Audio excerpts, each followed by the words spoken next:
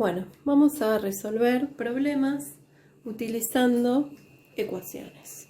Lo primero que tenemos que hacer es leer el enunciado e ir marcando los datos que nos dan. En este caso dice: Juan sale de su casa con cierta cantidad de dinero. En la verdulería gasta la quinta parte del total. En la carnicería, las 3/4 partes del dinero que llevaba. Si le quedaron 125 pesos, ¿cuánto dinero llevó? Si vemos, la pregunta que nos están haciendo es ¿cuánto dinero llevó? O sea, el total sería nuestra incógnita. Entonces vamos a llamar X al total. Total es X. En la verdulería gastó la quinta parte del total. Recordemos que de significa por.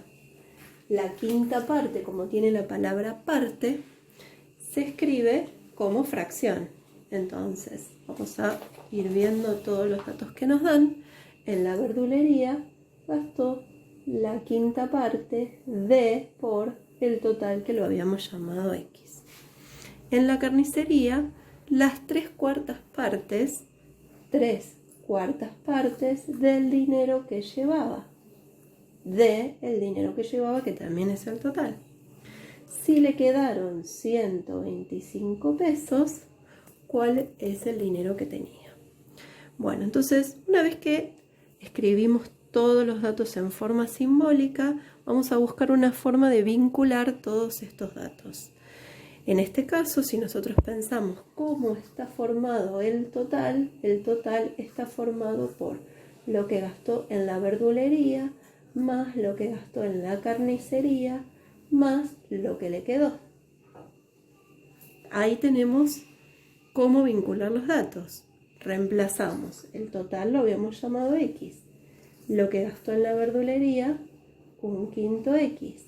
En la carnicería, 3/4 de X. Y lo que le quedó son 125. Ya tenemos planteada la ecuación. Ahora lo que vamos a hacer es resolverla. Vamos a pasar todas las X a un miembro. Menos 3/4 X igual a 125. Resolvemos.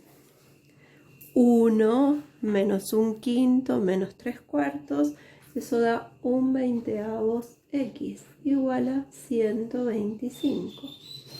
Despejamos, X es 125 dividido 1/20, X es igual a 2500.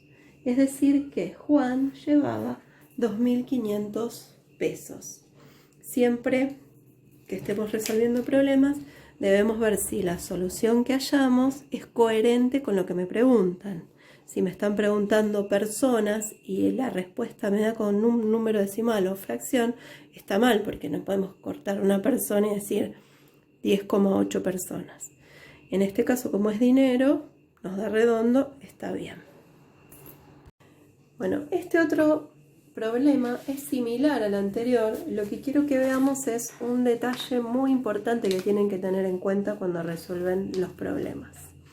Bueno, lo leemos. Se pinta un poste en 3 etapas. En la primera se pinta la 6ª parte del poste.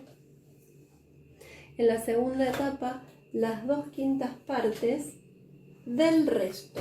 Si ven la diferencia que tenemos con el otro, acá dice del resto. En la tercera etapa se pintan 3 metros. Bien, ¿cuál es la altura del poste?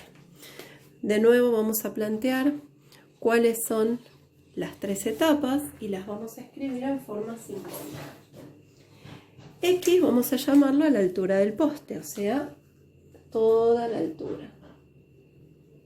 En la primera etapa se pinta la 6ª parte del poste. Ahí, igual que antes. 6ª parte, como tiene la palabra parte, es una fracción de por la altura del poste que habíamos llamado X.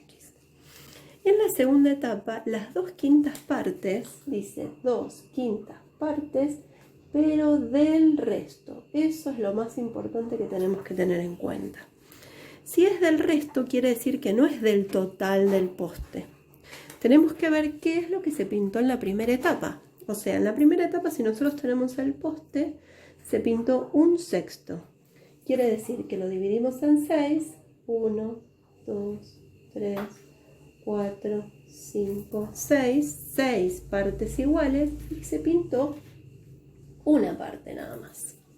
Entonces, ¿cuál es el resto? ¿Qué es lo que me quedó de haberlo pintado?